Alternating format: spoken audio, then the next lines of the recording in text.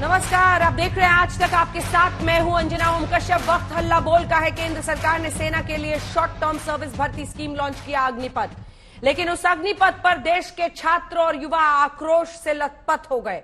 बिहार से लेकर राजस्थान तक और यूपी से लेकर हरियाणा जबरदस्त कोहराम मचा है। आगजनी की गई, पथराव हुआ, ट्रेन रोकी गई, ट्रेन जलाई गई। छात्रों की इस नाराजगी के पीछे दो बड़ी वजह है। पहली ये कि विपक्ष स्कीम को लेकर लगातार सियासत कर रहा है, सवाल खड़े कर रहा है। दूसरी वजह ये कि नौकरी ढूंढने वाले छात्र इस बात को पचा नहीं पा रहे हैं कि उन्हें सिर्फ 4 सालों की ही नौकरी मिलेगी और उसके बाद फिर वही अनिश्चितता। इसके अलावा छात्रों की नाराजगी इस बात को लेकर भी है कि पिछले कुछ सालों से भर्ती बंद होने की वजह से जिनकी उम्र निकल चुकी है वो क्या करेंगे। ये रिपोर्ट देखिए, फिर चर्चा की शुरुआत करेंगे।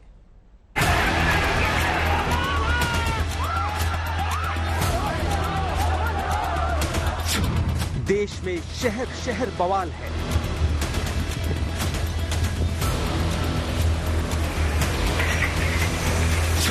चार साल की सेवा पर सवाल है।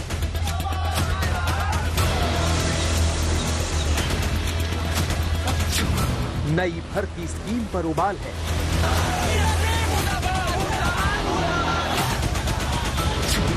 छात्रों के कंधे पर सियासत बेहाल है।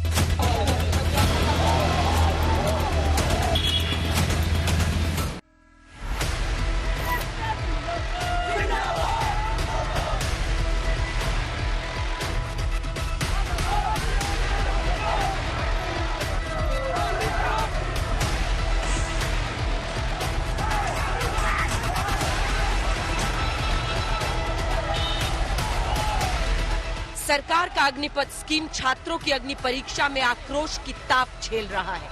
देश भर में शहर शहर विरोध धधक रहा है।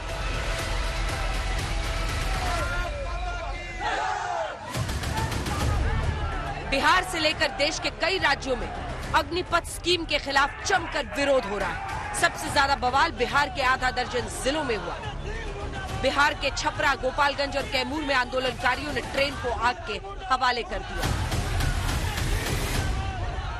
राजस्थान के जोधपुर से लेकर अजमेर तक विरोध हुआ। उत्तर प्रदेश में आगरा से लेकर अलीगढ़, फिरोजाबाद और लखनऊ में छात्रों ने कई जगहों पर जमकर विरोध किया। हरियाणा के गुरुग्राम में भी छात्रों ने विरोध जताया। हम ना चाह हमारी कैलाश और बालक मरण लागते आ रहे हैं। मर तो वैसे चुका है, हम और भी मरण लागते आ रहे हैं। इनका मेन मकसद था कि आर्मी को ही प्राइवेटेशन कर दिया जाए, लेकिन इन्होंने आर्मी इसलिए प्राइवेटेशन नहीं की क्योंकि आर्मी रोड पे आ गई तो इनको लेने के देने पड़ जाएंगे। इसलिए ये इस कानून के तहत धीरे धीरे बिल्कुल ही आर्मी को प्राइवेटेशन कर देंगे। आरा बिहार में विरोध का केंद्र बन गया। रेलवे स्टेशन पर विरोध के नाम पर उपद्रव हुआ। प्रदर्शनकारियों ने 4 नंबर प्लेटफॉर्म पर कब्जा कर लिया, दुकानों में लूटपाट की और पटरियों पर मोटरसाइकिल फेंक उसे आग के हवाले कर दिया। पूरे बिहार में 3 जगहों पर विरोध प्रदर्शनकारियों ने ट्रेन में आग लगा दी। कैमूर, जहां छात्रों ने पुलिसकर्मियों पर पथराव किया, कई पुलिसकर्मी घायल भी हुए। धीरे धीरे रेलवे स्टेशन पर छात्रों की संख्या बढ़ती चली गई और वो ट्रैक पर आगजनी करने लगे। छपरा में भी ट्रेन को आग के हवाले किया गया। आंदोलनकारियों ने छपरा जंक्शन के यार्ड में खड़ी ट्रेन की बोगी और इंजन को आग के हवाले कर दिया। शहर में जगह जगह पथराव और तोड़फोड़ की भी खबरें आई। गोपालगंज में आंदोलनकारियों ने सवारी ट्रेन की बोगियों में आग लगा दी। सरकार की अग्निपथ स्कीम का विरोध जब आज आरा रेलवे स्टेशन पर आक्रोशित युवा कर रहे थे तो उस दौरान तकरीबन प्लेटफॉर्म नंबर 2 और 3 के बीच में आधा दर्जन ऐसे छोटे छोटे स्टॉल्स जो लगाए जाते हैं उसमें जो है भयंकर तरीके से लूटमार की है और दुकानों को पूरी तरीके से क्षतिग्रस्त कर दिया है। पूर्व मध्य रेलवे की कुल 22 ट्रेनें प्रभावित हुई हैं और उन्हें रद्द कर दिया गया है। अग्निपथ स्कीम को लेकर सेना और अर्धसैनिक बलों के पूर्व अधिकारियों की राय भी बटी हुई है। इसी पर हम चर्चा की शुरुआत करेंगे, लेकिन चूंकि जिस तरह से अभी कई सारे मिथक इस पूरे मामले को लेकर जुड़े हुए हैं, कुछ ऐसी बातें हैं जो हम अपने दर्शकों के सामने और खास तौर पर वो छात्र जो विरोध कर रहे हैं उनके सामने रखना चाहते हैं। अग्निपथ के विरोध से पहले सच जरूर जानिए, क्योंकि पहला मिथक यही है कि अग्निवीरों का जो भविष्य है वो असुरक्षित है। वहीं सरकार का ये कहना है कि पैसा जमा होंगे ताकि आप आगे कारोबार भी कर सकते हैं। 4 साल के लिए आपके पास वो पैसा जमा होंगे। मिथक नंबर 2 जो है इस पूरे मामले में वो हम अपने दर्शकों को अब दिखा देते हैं, क्योंकि अलग अलग भ्रांतियां फैल रही हैं, जिसकी वजह से बच्चों में बहुत ज्यादा गुस्सा है।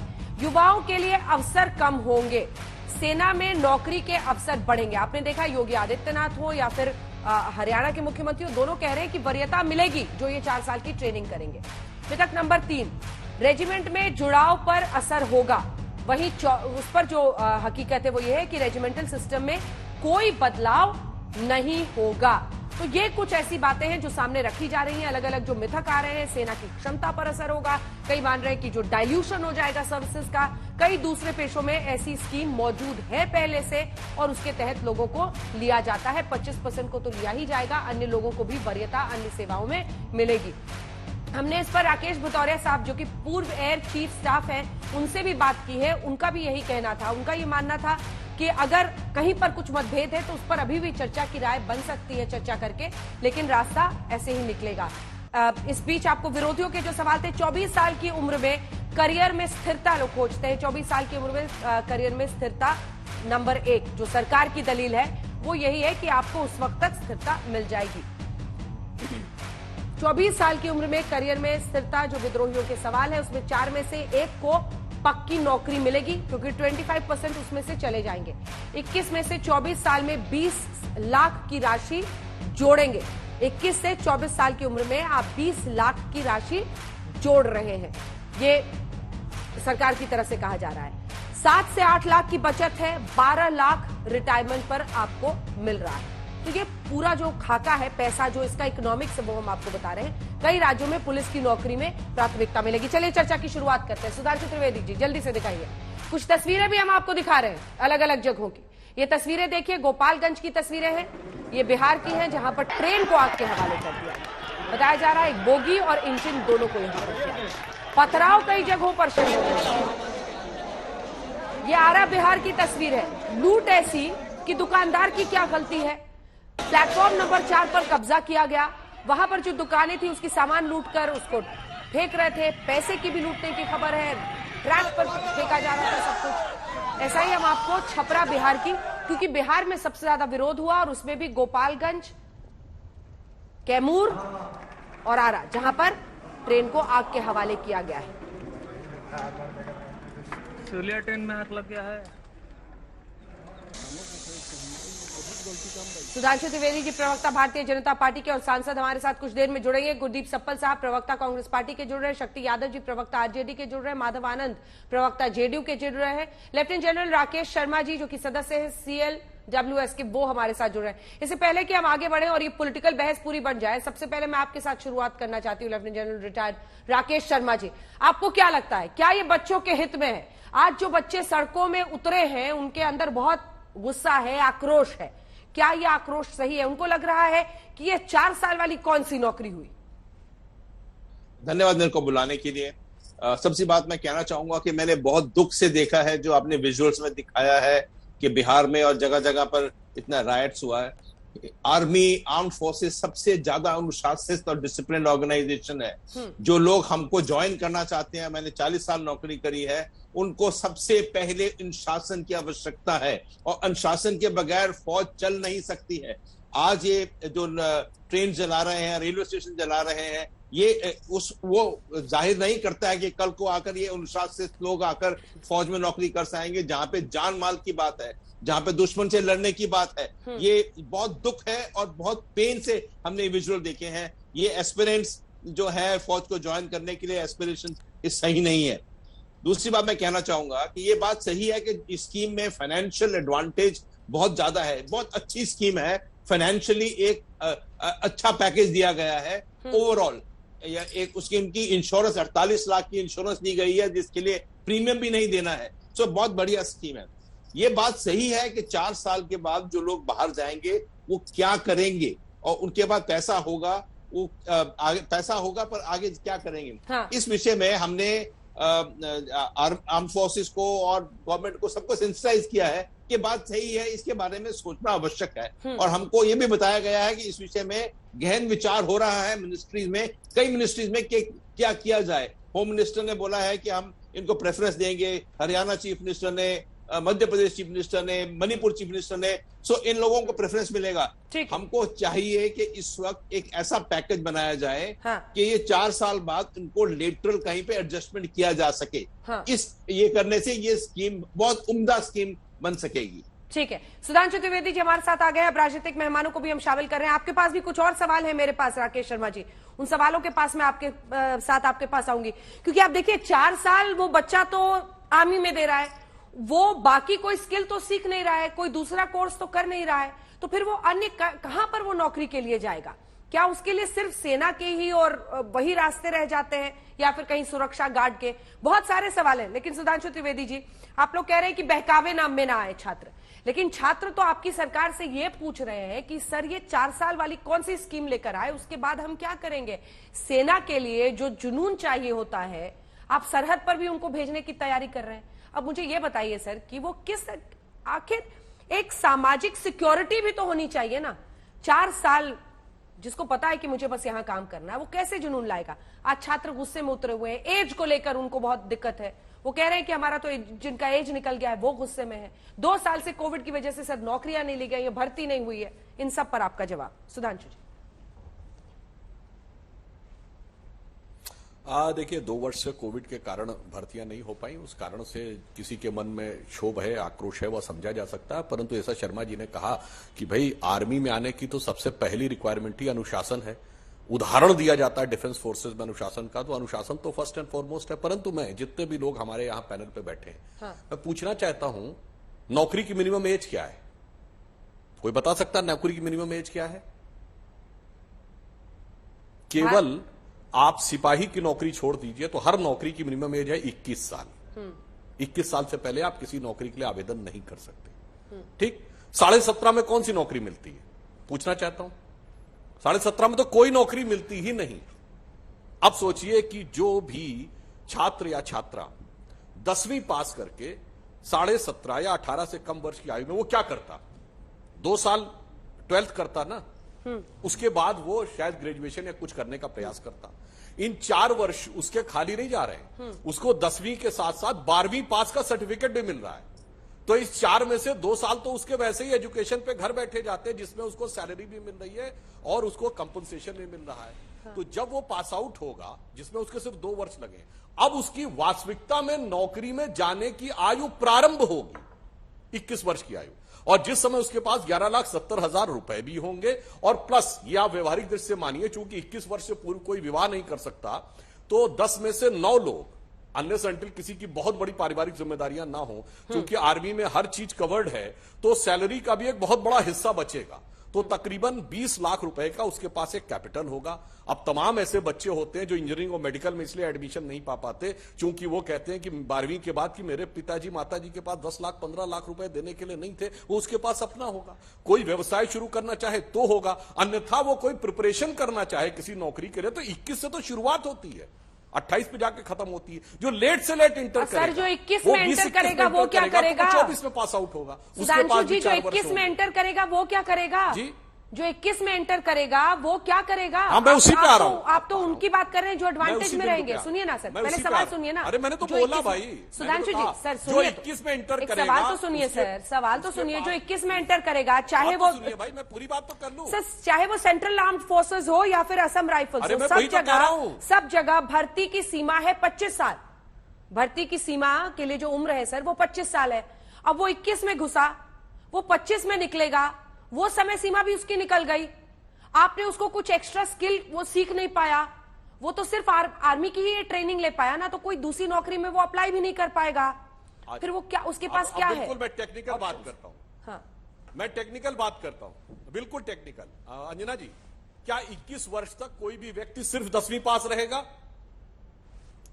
यदि केवल 10वीं पास है और वो 21 वर्ष तक है तो उसके लिए इससे बेहतर क्या हो सकता है कि 12वीं का सर्टिफिकेट, और 25 वर्ष में जब पास आउट होगा 3 वर्ष उसके पास और हैं किसी भी दूसरी नौकरी में जाने के लिए, क्योंकि 12वीं मिनिमम क्वालिफिकेशन है किसी भी सरकारी नौकरी के लिए। केवल अगर हम IAS IPS जैसी बड़ी नौकरियों को छोड़ दे तो उसके पास वह भी व्यवस्था रहेगी। यानी जो लेट से लेट इंटर करेगा उसके पास भी 3 साल होंगे, प्लस 20 लाख रुपए का उसके पास लगभग पैसा होगा, और एक स्किल भी होगी जिसमें वो अन्य जगहों पे जा सकता है, पुलिस में भी जा सकता है, अन्य जगहों पे भी जा सकता है। और अगर वो सिर्फ 10वीं पास रह गया तो, और अगर वो ग्रेजुएशन वगैरह करने के बाद आया है तो उसके बाद उसके पास 3 साल है। अब मैं एक और बात कहता हूं, जितने भी हमारे सम्मानित लोग बैठे हुए हैं, कृपया मुझे बता दें कि विश्व के 5-6 जो सबसे शक्तिशाली देश हैं, एक देश बताएं जहां इस तरह की व्यवस्था ना हो। ईमानदारी से बता दे तो मैं उसके बारे में भी जो वो सुझाव देंगे मैं स्वीकार करने सप्पल साहब जवाब देंगे। अमेरिका है, रूस है, चीन है, ब्रिटेन है, फ्रांस है। अब कृपया ये बता दें कि एक ऐसा देश जहां पर इस प्रकार की कहीं पे 4 वर्ष की व्यवस्था, कहीं पे 5 वर्ष, बिल्कुल यही व्यवस्था है कि जाएंगे और उसके बाद वापस आएंगे। क्योंकि हर देश अपने यूथ को यूथफुल बनाना चाहता है।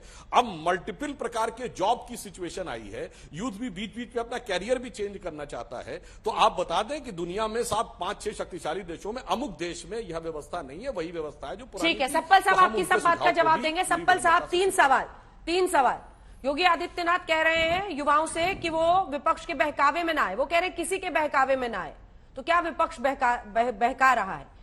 राहुल गांधी लिखते हैं कि संयम की अग्नि परीक्षा ना ले, छात्र वैसे ही उतर रहे हैं, उत्पात मचा रहे हैं, क्या ऐसे में उनको उकसाना अच्छा है? क्योंकि जिस तरह से ट्रेनें जलाई जा रही हैं, राष्ट्रीय संपत्ति का इस तरह से नुकसान कभी भी आंदोलन नहीं कहला सकता है, उसे उपद्रव ही कहा जाएगा। तीसरा सवाल, यूथफुल करना है। राजनाथ सिंह जो रक्षा मंत्री और जो सुधांशु जी का भी आखिरी पॉइंट था, वो कह रहे हैं कि यूथफुल करना चाहते हैं हमारी सेना को, जो अभी एवरेज एज 35-36 है उसको नीचे लाना चाहते हैं, इसलिए ये एंट्री करा रहे हैं। तीनों पर आपका जवाब। बहकावे से शुरू। पहले मैं बात शुरू करूंगा हाँ। लेफ्टिनेंट जनरल राकेश शर्मा जी की बात से। उन्होंने कहा कि सरकार ये व्यवस्थाएं करने की सोच रही है, तैयारी कर रही है। अंग्रेजी की एक कहावत है, थिंक बिफोर यू लीव, कि आप कोई भी एक्शन लेने से पहले सोच लीजिए। इस सरकार का एक कैरेक्टर बन गया है कि फैसला पहले लेते हैं और सोचते बाद में।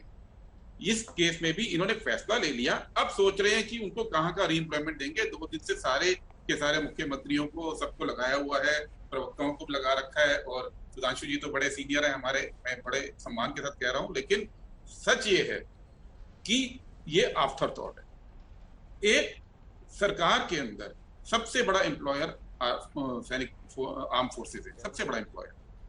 अभी उन्होंने कहा 17.5 साल में किसको नौकरी लगती है। शायद सुधांशु जी आपको मालूम ना हो, अभी भी सेना में भर्ती की, जो जवान की भर्ती की उम्र है, वो 18 साल से ही शुरू होती है और 18 से 21 के बीच में ही भर्ती होती है, और वो 20 साल के लिए होती थी। और उस भर्ती में जो युवा आते थे वो चूंकि ग्रेजुएट नहीं होते थे, तो उनको इसकी चिंता नहीं होती थी, क्योंकि जो आर्मी का इंस्टीट्यूशन है उनको न सिर्फ सिक्योरिटी देता था, बल्कि जो पढ़ना चाहते थे वो आगे पढ़ते भी थे, और कुछ तो कमीशन भी की तरफ भी जाते थे। ऐसा तो नहीं है, धीरे धीरे ग्रो भी करते थे। अब सवाल ये है कि आपने वो भर्ती की उम्र तो वही रखी है, 6 महीने कम कर दी गई है, कोई बहुत फर्क नहीं हुआ है, लेकिन वो 4 साल के अंदर अब आप ये कहना चाह रहे हैं देश को कि इन 4 साल में उनकी 9 महीने की ट्रेनिंग होगी, 3 महीने 4 महीने की छुट्टी होगी, बाकी 3 साल वो जो फौज में जिस काम के लिए ज्वाइन किए हैं, जिस भी ड्यूटी पर रहेंगे वहां रहेंगे, या अपने को एजुकेशनली अपग्रेड करेंगे। ऐसा तो नहीं है। वहां पे जो पूरी की पूरी ट्रेनिंग होनी है, वो ट्रेनिंग वही होनी है जो ITI या पॉलिटेक्निक के लेवल की ट्रेनिंग होती है। बहुत हायर एजुकेशन की ट्रेनिंग तो आप 4 साल में नौकरी के साथ देंगे नहीं। तो सवाल मेरा पहला ये है कि भारतीय सेनाएं जो आर्म फोर्सेस हैं, वो ट्रेनिंग इंस्टीट्यूट नहीं है, उनका काम है सरहद की रक्षा करना। उसको आप अब ट्रेनिंग इंस्टीट्यूट कहकर देश के सामने पेश मत कीजिए। ठीक है। मुद्दे बात यह है कि वो जो अब युवा जा रहा है, उससे आपने रैंक भी छीन लिया, उससे आपने पेंशन भी छीन ली, उससे आपने फौजी नाम भी छीन लिया। ठीक है, सुधांशु जी जवाब दे रहे हैं। जैसे कि फौज के अंदर नहीं, पूरी बात होने दीजिए ना, पूरी बात होने दीजिए कि नाम तक छीन लिया फौजी, अब वो क्रांतिवीर कहलाएंगे, फौजी नाम भी उनसे आपने छीन लिया है। तो सवाल ये है कि इस देश के अंदर जो जरूरत है सेना को, अभी सेना को हाईटेक करने के लिए केवल एक एस्पेक्ट आपने उठा दिया। 8 साल के अंदर मुझे बताइए कि सेना का कोई प्लान आपने देश के सामने रखा है जिसमें साइबर वॉरफेयर की बात हो, जिसमें स्पेस वॉरफेयर की बात हो, जिसमें इलेक्ट्रॉनिक वॉरफेयर की बात हो, जिसमें कन्वेंशनल वॉरफेयर की बात हो। जिन चीजों पे काम करना है उस पर आपने काम नहीं किया है, लेकिन युवाओं से नौकरी छीन ली, और आपके वायदे पे हम कैसे भरोसा करें? ठीक है, युवा कैसे भरोसा करें? मैं आपको एक चीज, अब आप रिपीट कर रहे हैं ना सप्पल साहब, अब आप रिपीट कर रहे हैं सर। 2019 के चुनाव से पहले इस देश के रेल मंत्री ने खड़े होकर बोला कि हम 4 लाख रेल की भर्तियां निकाल रहे हैं, 50% महिलाएं होंगी, क्योंकि चुनाव आने वाले थे। अब 3 साल के बाद मुझे बताइए वो कौन सी 2 लाख महिलाएं हैं जो रेलवे में भर्ती हो गई हैं, वो कौन सी 4 लाख पोस्टें हैं जो रेलवे में भर्ती है। क्या होता है जब भी सरकार घिरती है तो ऐसे वायदे कर देती है, जुमले उसको बाद में कह देती है। सुधांशु जी, और सुधांशु जी जवाब दीजिए।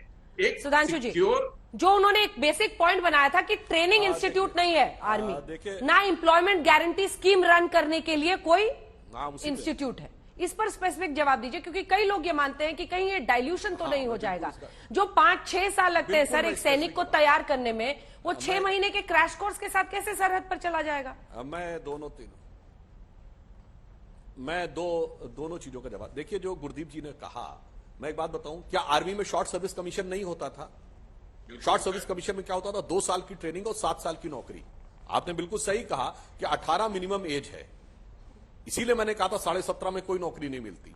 अब 18 के बाद यदि वो 18.5 19 में आया, 9 साल में तो वो पूरी तरीके से बाहर हो गया। अब उसके पास कोई दूसरी जॉब की स्कोप ही नहीं बचा, क्योंकि वो 28 के आसपास, 28-29 के आसपास बाहर आया। इसीलिए अब उसको तो एक्स सर्विसमैन वाली कैटेगरी में कहीं ना कहीं सेटल होना पड़ेगा, और पेंशन शॉर्ट सर्विस कमीशन में भी नहीं मिलती थी। यहां पर तो यह बेहतर है कि उसके पास अच्छा खासा, यानी मैक्सिमम 7 साल और मिनिमम 4 साल या 3-3.5 साल का स्कोप है उसके पास दूसरी नौकरी प्राप्त करने का, with all the facilities, with all sort of training. अब मैं बता रहा हूं, जो ट्रेनिंग की बात कही गई, अंजना जी, आज युद्ध के मायने बदल गए हैं। आज जिस दिन युद्ध होगा ना, उस दिन युद्ध सिर्फ सीमा पर लड़ाई के साथ नहीं होगा।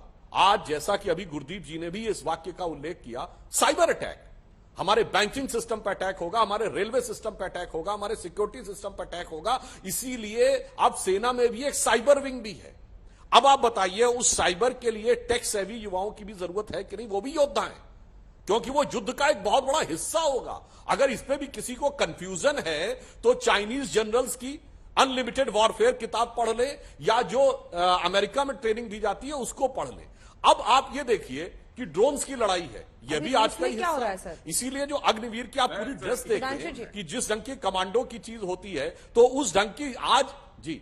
अभी रूस में क्या हो रहा है सर? जी, रूस और यूक्रेन के बीच की जंग में अभी तो सोल्जर्स है ना जो मारे जा रहे हैं, और माना जा रहा है कि डाइल्यूशन ऑफ आपका जो फुटफॉल, जो आपका जो फुट आर्मी, अच्छा आपने सवाल किया है अंजना जी, जो फुट आर्मी है जी। आज वो देश युद्ध में आगे होता है, सुनिए, वो देश युद्ध में आगे होता है जिसकी टेक्नोलॉजिकल सुपीरियरिटी होती है। जैसे रूस यूक्रेन वॉर में क्या हो रहा है, प्रिसाइजन अटैक हो रहा है एक बिल्डिंग के ऊपर गिराने के लिए, और जिसके पास मिसाइल का काउंटर है, जिसके पास वो सिस्टम है जो उस मिसाइल को हवा में ही डिफ्यूज कर दे। जैसे आपने देखा कि अभी फिलिस्तीन और इजराइल की लड़ाई हुई तो इजराइल के पास डोम सिस्टम था, तो जो इजराइल मिसाइल गिराता था वो सब फिलिस्तीन वालों पे गिरते थे, मगर फिलिस्तीन वालों का नहीं गिरता था बिकॉज ऑफ दिस सिस्टम। अब ये भी एक छोटा सा रिबटल देना इसलिए कहा गया है कि इनको आईटीआई से भी लेकर उन जी। सुधांशु जी जो कह रहे हैं, मैं वही बात कह रहा हूं दूसरे तरीके से। सुधांशु जी, 4 साल में 9 महीने की ट्रेनिंग में आप इस देश के युवा सैनिकों को कौन से हाईटेक वॉरफेयर के लिए तैयार कर रहे हैं? कौन सा ऐसा सिस्टम है? यही तो हम भी कह रहे हैं। दूसरी बात, आपने चाइना की बुक पढ़ने को कहा, यही मैं भी कह रहा हूं। 2016 में चाइना का नया डॉक्ट्रिन हमारे सामने है। उन्होंने स्ट्रेटेजिक सपोर्ट फोर्स एसएसएफ बना लिया है, उसमें सारे के सारे वॉरफेयर को उन्होंने इंटीग्रेट कर दिया है, चाहे इलेक्ट्रॉनिक हो, चाहे स्पेस हो, चाहे कन्वेंशनल हो, चाहे साइबर हो। हमने क्या किया है? हमने क्या किया है कि अपने पूरे सिस्टम को डिसमेंटल करके केवल ये कह दिया कि युवा खून भरना है आर्मी के अंदर, और उसको भी 4 साल के बाद टाटा बाय बाय कर देना है। इस 4 साल में आप उनको कोई महान टेक्निकल ट्रेनिंग नहीं देने जा रहे हैं। यही मैं कह रहा हूं कि वो आईटीआई और पॉलिटेक्निक लेवल की ट्रेनिंग ही हो सकती है। अगर आपको हाईटेक वॉरफेयर के लिए तैयार करना है तो इसके लिए वही सिस्टम में जाना है जिसमें कि लॉन्ग टर्म के लिए वो जवान आपके साथ रहता है, आप उसकी तैयारी करते हैं। ठीक है, इसका जवाब लेंगे। सुधांशु जी इसका जवाब देना भी चाह रहे हैं। अन्य मेहमानों के पास मैं अभी तक गई नहीं हूं, मुझे थोड़ा सा वक्त दीजिए। जल्दी से चलते हैं, शक्ति यादव जी आरजेडी के प्रवक्ता हमारे साथ है, माधव आनंद जी जेडीयू की तरफ से। एक बार फुल स्क्रीन तस्वीरें दिखाइए, ये छपरा गोपालगंज दिखाइए तस्वीरें। ट्रेन को आग के हवाले कर दिया गया है शक्ति यादव जी, और बीजेपी आरोप लगा रही है कि विपक्ष भड़का रहा है युवाओं को, जिसकी वजह से ऐसी नौबत आ रही है। शक्ति यादव जी, मेरा तो मत है कि अग्निपथ ने, अंजना जी मेरा मत साफ है कि जो अग्निपथ योजना की आग की लपटें आप स्वाभाविक रूप से आप जो देख रहे हैं विभिन्न शहरों में, युवाओं के द्वारा जो प्रदर्शन हुए हैं उसके पूरे फुटेज आपके पास है, और मैं मानता हूं कि स्वाभाविक तौर पर है, कोई पॉलिटिकल पार्टी का नहीं है और हमें किसी पॉलिटिकल पार्टी से जोड़ करके नहीं देखनी जानी चाहिए। और अग्निपथ कार्यक्रम लाने के पहले सबसे बड़ी बात आप इन चीजों को देख लीजिए कि हम किस देश के वासी हैं, हम भारतवर्ष के हैं, हमारा कमिटमेंट क्या है, हमारे संविधान के अनुच्छेद 38 क्या कहता है, हम किस 39 क्या कहता है, हम वेलफेयर स्टेट के लिए कमिटेड हैं। तो निश्चित तौर पर 4 वर्ष की योजना आप ला रहे हैं, 4 वर्ष के बाद वो बेरोजगार होगा, आप उसको पैकेज देकर के लुभाने की बात कर रहे हैं। जब आपने देश की आवाम को ये कहा था, एग्रीमेंट किया था, एकरनामा किया था वचन पत्रों के माध्यम से 2 करोड़ प्रति वर्ष देने का, अविश्वास का माहौल देश में है, युवाओं में अविश्वास है, क्योंकि ये जानता है कि जो बातें सरकार कर रही है वो कहीं न कहीं वो मिथ्या साबित हो रहा है। और आज जो आप आगजनी देख रहे हैं, और बिहार क्रांति की भूमि रही है, ये आप जानते हैं कि चंपारण से जो आग की लपटें जब उठी थी तो देश को छोड़ करके अंग्रेजों को जाना पड़ा था। महात्मा गांधी इसके उदाहरण है। हम वो नहीं करते हैं, किसी भी हिंसा में विश्वास नहीं करते हैं। मैं थैंक्स देता हूं सुधांशु जी को कि अपनी गलती का एहसास तुरंत कर लिया। उन्होंने कहा मिनिमम एज क्या रहता है, जो है 21 है नहीं 18 है, 18 में उसकी शुरुआत एलिजिबल हो जाता है व्यक्ति, लड़का जो नौकरी के लिए। लेकिन सवाल है कि जो 17 साल में हम रंगरूट बहाल करते, याद कर लीजिए ये शब्द है मिलिट्री में, रंगरूट बहाल करते हैं, उसको अनुशासित ढांचे में ढालते हैं, उसके अंदर हम प्रशिक्षण कर उसको प्रशिक्षित करते हैं, जज्बा पैदा करते हैं, देश के लड़ने का कमिटमेंट करते हैं, तैयार करते हैं। और प्रथम बहाली को रंगरूट कहा जाता है और रंगरूटों को उसको प्रशिक्षित करके अनुशासन के दायरे में रखा जाता है। नंबर 1। नंबर 2 अंजना जी, एक बात, एक ऐसा हमारा जो खास करके आर्मी सेक्टर है वह भी अगर छूता ना हो, रेलवे को आपने कर दिया, प्राइवेट क्षेत्रों में डाल दिया, एयरलाइंस को डाल दिया, बीएसएनएल को डाल दिया, अब भर्तियां नहीं है, आरक्षण भी समाप्त कर रहे हो आप। ये बात सबसे बड़ी सवाल जो लोगों के मन में आशंका है, आप तो कह रहे हो कि 4 वर्ष भिन्न भिन्न देशों में ये सुविधाएं प्रदत्त है, हम लागू करना चाहते हैं, भैया उसका फ्यूचर क्या होगा, उससे इसके शिक्षा पर प्रभाव क्या होगा। और सबसे बड़ी बात अंजना जी कि पूरी कंप्लीट करने देना चाहे, हम आपसे आग्रह करेंगे कि कंप्लीट करने दीजिएगा। सबसे बड़ा सवाल अंजना जी है कि वो युवा जो क्या वो बड़े बड़े जो धन्ना सेठों को आपने यहां रखा है, उनके घर की रखवाली करेंगे क्या? उनके घर के लोग जाएंगे क्या मिलिट्री में? मिलिट्री में तो वही लोग जाएगा ना, वो गांव और गवाई का कस्बों में रहने वाले लोग, जो गंगा किनारे जहां से आती है अंजना जी, गंगा किनारे वाले लड़के लोग जाएंगे, गांव और कस्बों में रहने वाले लोग जाकर के देश की सेवा करने के लिए। उस सेक्टर पर भी आपको आपकी नजर पड़ गई है। माफ करिएगा, ये देश भारतवर्ष है जहां कमिटमेंट संविधान में प्रदत्त है वेलफेयर का, इसके साथ छेड़छाड़ मत करिए। सुधांशु जी छोटा सा कैसे दो अंजना जी? जवाब सुनिए सर, जवाब सुनिए। माधव जी के पास भी जाना है। सुधांशु, हाँ देखिए, पहली बात तो जब आरजेडी कहती है कि हम शांतिपूर्ण प्रदर्शन कर रहे हैं, अंजना जी, आरजेडी के द्वारा किया गया कोई प्रदर्शन शांतिपूर्ण रहा हो पिछले 20 वर्षों में तो मुझे स्मरण करा दे। और अंत में जो शक्ति यादव जी बोले, यह देश है गरीब, बात सही बात है भाई। हम बचपन में खूब सुने थे शक्ति जी, जब लालू यादव जी मुख्यमंत्री थे, कहते थे गरीब गुरबा की सरकार है।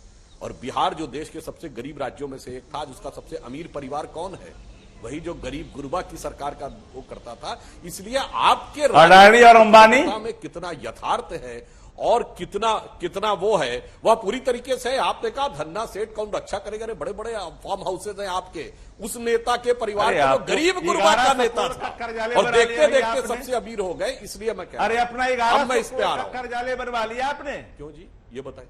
1100 करोड़। अरे भाई, मैं तो ये पूछ रहा हूँ ना, गरीब गुरबा के परिवार के दिल्ली में फार्म हाउस कैसे हो गए?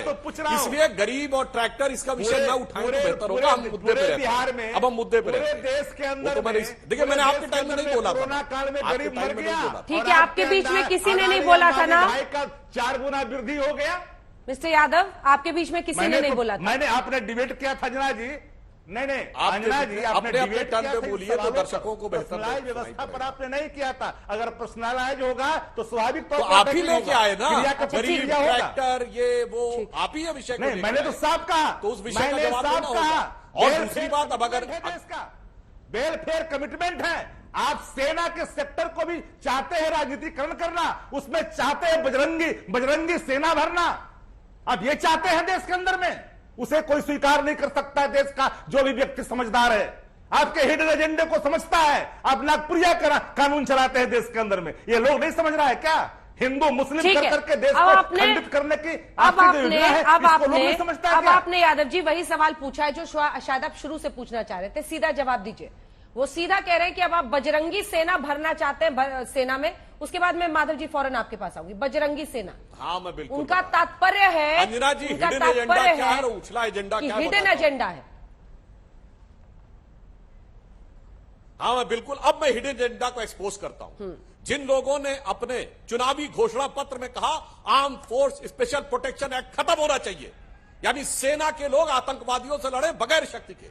जिन लोगों ने जब सेना के लोग लड़े तो उनका कहना था आतंकवादी मासूम है और मुकदमे चलने चाहिए सेना के लोगों पे। जिन्होंने कहा सिडेशन एक्ट खत्म होना चाहिए, देशद्रोह का एक्ट खत्म होना चाहिए, वो आके आज बात करने लगे यहां पर। जिन लोगों ने बिहार में, याद करिए आपकी सरकार के दौरे हुकूमत में लोग क्या बोलते थे सेना के लोगों के लिए, हाँ ये तो मरने के लिए आते हैं। और अगर आप याद करिए सेना अध्यक्ष को सड़क छाप गुंडा कहने वाले लोग आज सेना, किसने कहा? आपके लाइव कहते हैं, अरे सेना को सड़क छाप गुंडा मिनिस्टर ने कहा। बोलने लगे भाई इनको देखिए, बहस करने की व्यवस्था हो तो करिए। और सुनिए, जब देश की सेना के या अब आर्म फोर्सेस के लोग या मिलिट्री के लोग जाकर खेल कर किसी आतंकवादी को पकड़ते हैं तो उसको बिहार की बेटी कहते हैं। जिसको इशरत जहां को देश का आईबी चीफ कहता है कि आतंकवादी है, उसे आप कहते हैं बिहार की बेटी है।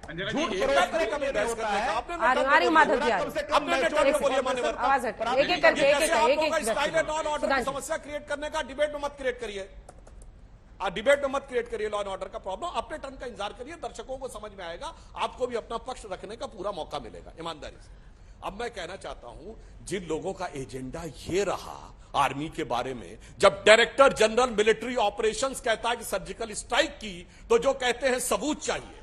जब बालाकोट स्ट्राइक पे आर्मी चीफ ये कहता है कि हमने इतना किया, तो जो लोग कहते हैं पेड़ गिरे थे कि बिल्डिंग गिरी थी, 3 मरे थे कि 300 मरे थे, कौवे मरे थे कि आदमी मरे थे, वो लोग जब आकर आज यहां पर आंसू बहाने की बात करते हैं तो हिडन एजेंडा पूरी तरीके से एक्सपोज होता है। अन्यथा मैं आज यहां पे कहना चाहूंगा यदि आपको आर्मी के प्रति पूर्ण सम्मान है तो कहिए कि arm force special power act खत्म करने की अपनी मांग हम वापस लेते हैं। आप कहिए कि हम उस सांसद के खिलाफ कार्रवाई करते हैं जिसने कहा था कि आप भारत के आर्मी चीफ को सड़क छाप गुंडा कहा। गुलाम नबी आजाद साहब ने नेता प्रतिपक्ष के रूप में कहा कि इंडियन आर्मी सिविलियंस को ज्यादा मारती है, यह शब्द का, ये नहीं कहा कि सिविलियंस मर जाते हैं। इस प्रकार की बातें जिन्होंने भारत की सेना के लिए कही, वह लोग अगर इसके लिए माफी मांग ले तब हम थोड़ी ईमानदारी मांगे, वरना हिडन एजेंडा क्या है और रियल एजेंडा क्या है दिख रहा। ठीक है सफल साहब, छोटा सा जवाब, इसके बाद माधव जी बोलें। अंजना जी, पहले तो मैं देश को ये बता दूं कि arm forces special protection act की जिसकी बात कर रहे हैं सुधांशु जी,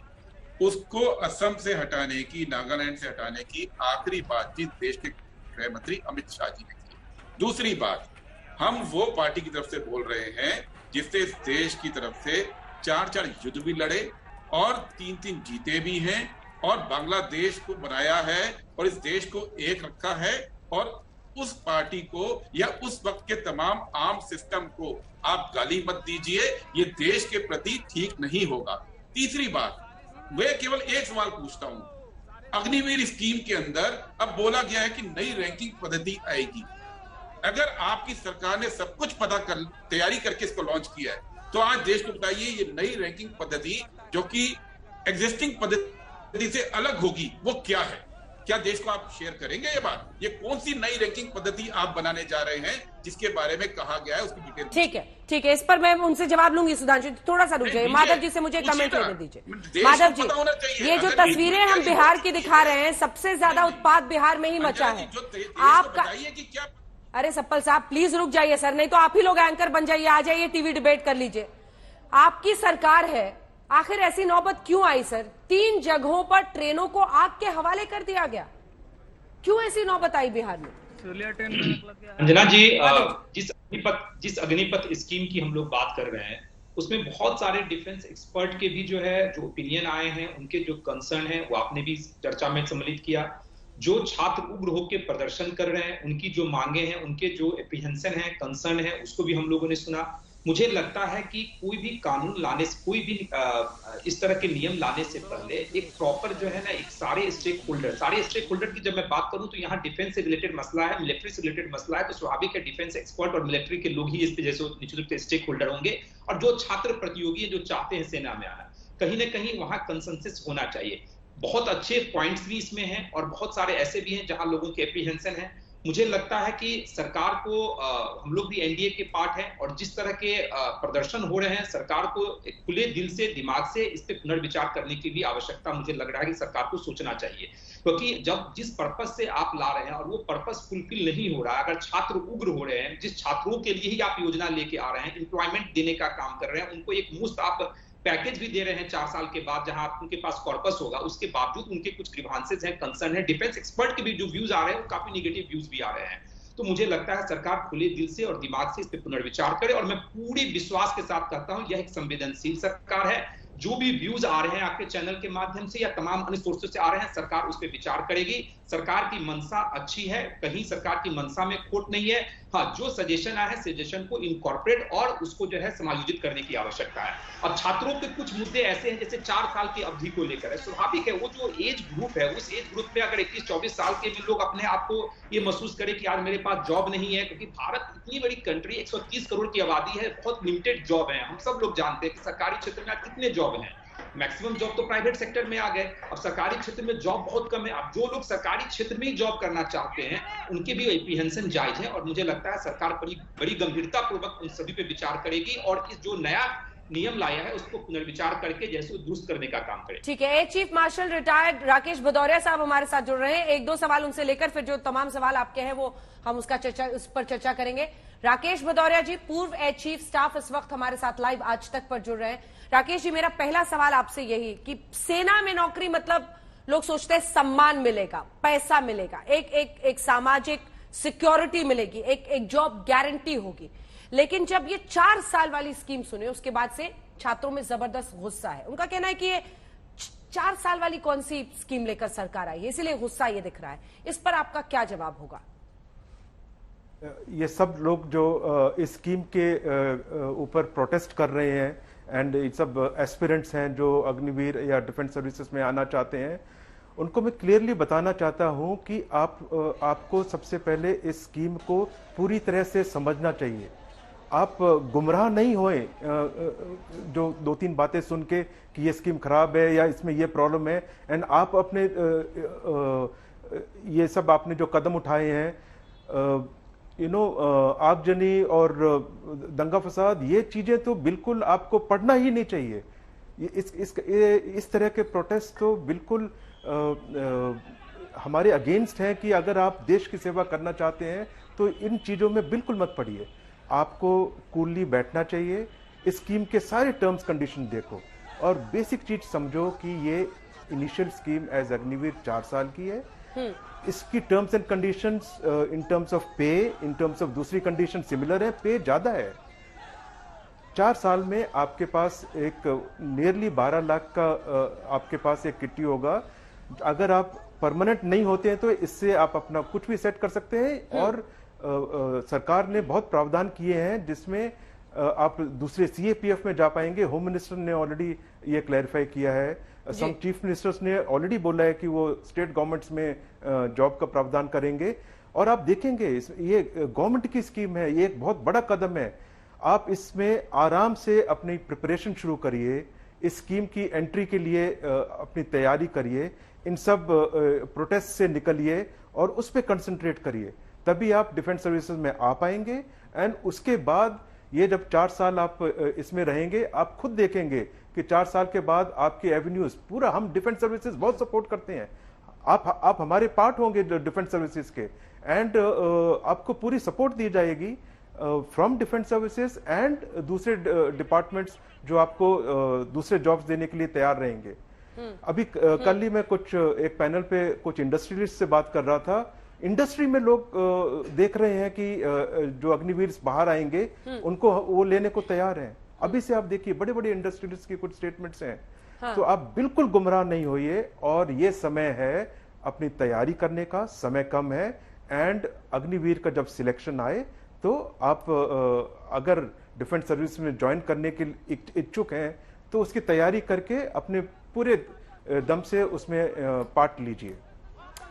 जितने छात्र भदौरिया साहब आना चाहते हैं सेना में, उनके लिए एक ख्वाब होता है। छोटे शहरों के गांव के आप देखेंगे युवाओं को खूब दौड़ लगाते हैं, वर्जिश करते हैं, सेना में भर्ती उनका सबसे बड़ा ख्वाब।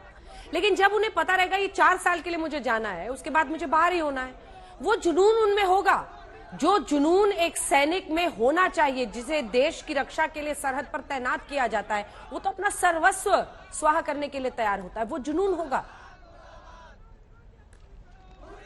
देखिए, जहाँ तक जुनून की बात है तो जुनून एक सिपाही में आता है ट्रेनिंग से, भाईचारे से, हमारा वर्क कल्चर एंड इथॉस जो सर्विस में होता है उनके साथ काम करने से। अगर कोई बोलता है कि जुनून सिर्फ परमानेंट अगर नौकरी है तभी जुनून आएगा तो वो थिंकिंग मेरे हिसाब से गलत है। जहाँ तक इन चीज़ों का सवाल है जो आपने प्रश्न किया है, सबसे पहले इस स्कीम को समझना चाहिए। दशकों से हम एक तरह की रिक्रूटमेंट स्कीम में रहे हैं। अब आगे के लिए जब सोचा जाए एंड एक स्कीम का चेंज होता है, उसको पूरी तरह से समझना चाहिए। ये समझना, इसको इस तरह से देखना गलत है कि अब मेरा परमानेंट जॉब नहीं होगा, एंड ये एक बहुत बड़ी बात है। क्योंकि एक और जो एज को लेकर है, क्योंकि 2 साल की कोई भी अभी रिक्रूटमेंट नहीं हुआ आर्मी में, उनको लग रहा है जिनकी एज निकल गई है। अब आप सोचिए, उनके लिए तो उनका पूरा जो सपना था वो एक तरह से निकल गया है ना। अब उसको लेकर उनमें बहुत ज्यादा चिंता है, ये एक बहुत बड़ी चिंता है। एज फैक्टर जिसकी वजह से 2 साल से नौकरी नहीं लगी है, कई उनमें से ऐसे हैं जो इसकी वजह से इतने नाराज हैं। देखिए, एज अनफॉर्चुनेटली बिकॉज कोविड के टाइम में एंड जो ये भर्ती जो नहीं हो पाई, ये तो एक ऐसी चीज थी जिसपे ज्यादा कंट्रोल नहीं रह पाया। तो एज लिमिट को बढ़ाना थोड़ा एंट्री स्टेज पे बहुत एक मुश्किल काम है, क्योंकि एक पर्टिकुलर एज ब्रैकेट को टारगेट किया जाता है एंट्री के लिए। तो कुछ युवा ऐसे होंगे जिनको बिकॉज ये 1.5 साल का डिले हुआ, 2 साल का, उसमें एज लिमिट क्रॉस हुई, उनके पास उससे पहले कुछ जरूर अटेम्प्ट्स रहे होंगे, पर अब जो अपर एज लिमिट के पास में थे वो एज लिमिट से बाहर हो गए होंगे। तो उनको तो मैं यही बोलूँगा कि इस समय इस एज लिमिट को रिकंसिडर करना हो सकता है, इस पर कुछ विचार किया जा सके, बट मेरा अपना मानना है कि ये बहुत मुश्किल है, क्योंकि एंट्री स्टेज पे एक करेक्ट एज ब्रैकेट होना जरूरी है। उनको अपने जो दूसरे ऑप्शंस हैं उसकी तरफ सोचना चाहिए, पर जो लोग एज ब्रैकेट में हैं उनको क्लियरली इस स्कीम को पूरी अच्छी तरह से देखना चाहिए और उसकी तैयारी शुरू करनी चाहिए। ये प्रोटेस्ट करने से या इन चीज़ों में भाग लेने से ना तो ये स्कीम बदलेगी और ना आपकी ओरिएंटेशन, उल्टा आप गुमराह होके जो पहला सिलेक्शन होने वाला है उसमें पार्ट नहीं ले पाएंगे। अगर आपकी इतनी मंशा है कि आप डिफेंस सर्विस ज्वाइन करें, तो ये समय है स्कीम के लिए, फर्स्ट एंट्री के लिए तैयारी करने की, ना कि प्रोटेस्ट करने की। ठीक है, धन्यवाद आपका हमारे साथ जुड़ने के लिए। आइए आपको सीधे लिए चलते हैं। इस वक्त इसी मुद्दे पर जनरल वीके सिंह साहब हमारे साथ केंद्रीय मंत्री जुड़ रहे हैं, जो कि फॉर्मर चीफ भी आर्मी के रह चुके हैं। जनरल वीके सिंह, पहला सवाल आपसे यही, आक्रोश की तस्वीरें हम दिखा रहे हैं, गुस्सा पूरे देश में अलग अलग शहरों में कई जगहों पर है। आप पहले इन छात्रों को क्या कहकर शांत करेंगे? दूसरा, उनका यही कहना है, जो सबसे बड़ा ख्वाब होता है सर सेना में नौकरी का, वो कह रहे हैं ये कौन सी स्कीम आई है जिसमें सिर्फ 4 साल ही हम रहेंगे, उसके बाद हमारा भविष्य अधर में लटक जाएगा। आपका इस पर जवाब सिंह साहब। अंजना जी, ऐसा है कि मुझे लगता है लोगों को ये स्कीम पूरे तरीके से समझ में नहीं आई और कुछ इसके ऊपर दुष्प्रचार हुआ है। एक बहुत सिंपल स्कीम है। पहली चीज तो ये समझिए कि ये हमारी फौज एक वॉलंटियर फौज है। इसके अंदर अपनी स्वेच्छा से हम आते हैं। हम स्वेच्छा से कितने साल रहेंगे, कितनी नौकरी करेंगे, जो नियम है उसके हिसाब से चलते हैं। किसी को यह नहीं कहा गया कि आप जबरदस्ती 4 साल के लिए फौज के अंदर आएंगे। आप स्वेच्छा से आइए। आप अगर अच्छा काम करते हैं तो आप में से 25% को फौज रिटेन करेगी, दोबारा आपका टेस्ट लेकर आपको आगे बढ़ने का मौका देगी परमानेंसी के लिए। लेकिन आपके लिए इन 4 साल के अंदर, जिसके अंदर आपकी 6 महीने की ट्रेनिंग शामिल है, एक अच्छा आपको एक पैकेज दिया जा रहा है। दूसरी तरफ हमारे गृह मंत्रालय ने भी अनाउंस किया है कि सीएपीएफ के अंदर आपको प्राथमिकता दी जाएगी। उत्तर प्रदेश के मुख्यमंत्री जी ने अनाउंस किया है कि पुलिस के अंदर जो 4 साल के बाद आते हैं हम उनको प्राथमिकता देंगे। जिन जिन स्टेट्स के अंदर ये हो रहा है, क्या उनके मुख्यमंत्री इस चीज के बारे में अपने युवाओं को बोल सकते हैं कि नहीं बोल सकते? मेरे ख्याल से कोई भी जो फौज में जाना चाहता है ट्रेन नहीं जलाएगा, ये मैं मानकर चलता हूं। जिसको फौज में जाना है उसके अंदर देश के लिए प्यार होता है, उसके अंदर देश के लिए जज्बा होता है, वो देश की प्रॉपर्टी को नहीं जलाता। कुछ और जो छात्रों के सवाल है सर, ये आपने संदेश दिया है, उम्मीद यही करेंगे कि अगर आंदोलन के नाम पर कुछ लोग उपद्रव कर रहे हैं तो वो इसको फौरन रोकें, बातों को सुने समझे, उसी से रास्ता निकलेगा। लेकिन 2-3 बिंदु हैं सर जिस पर छात्रों में बहुत सारे, जो हम लोग हमारे रिपोर्टर्स ने उनसे बात की, बहुत सारे उनके मन में शक है। एक सवाल जो उनके मन में है वो ये है कि क्या अब सारी भर्तियां इसी स्कीम के जरिए होंगी या फिर जो रेगुलर पहले भर्ती होती थी वो भी होगी? इस पर अगर आप स्पष्टता दें। अंजना जी ऐसा है, एक नई स्कीम शुरू हुई है। अभी बच्चा पैदा हुआ है, बच्चे ने अभी चलना है, दौड़ना है, कुछ करना। अभी से हम ये सोचने लगे कि भाई ये तो क्या कहते हैं जेवलिन थ्रो करेगा या क्या कहते हैं तैराकी में इंग्लिश चैनल पार करेगा, तो शायद अतिशोक्ति होगी। स्कीम को जमने तो दीजिए, जमीन पे तो आने दीजिए। हम अभी से उसके बारे में अफवाहें उड़ा रहे हैं, पता नहीं जी क्या होगा हमारा। अरे भाई पहले आइए तो सही। अगर आपके अंदर जज्बा है, आप 4 साल के अंदर जज्बा दिखाइए, आपको परमानेंसी भी मिलेगी, इसी स्कीम के तहत भी मिल जाएगी। तो अभी नई चीज शुरू हुई है, उसको पहले देख तो लो। उससे पहले ही उसके ऊपर दुष्प्रचार शुरू हो जाए वो गलत है।